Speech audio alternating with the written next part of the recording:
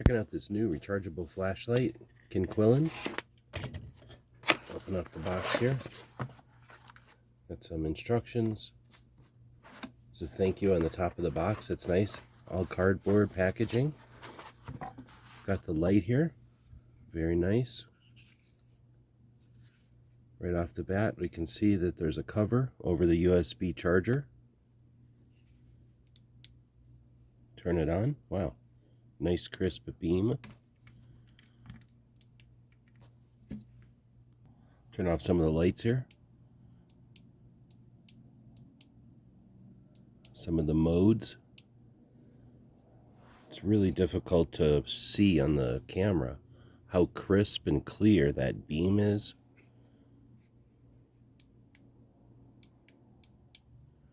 And now you have a task light.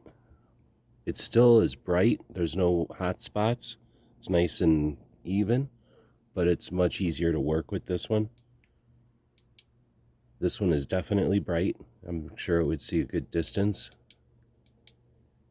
And that would definitely get your attention if you needed it as a signal. Turn the light back on here. So this is a really nice light.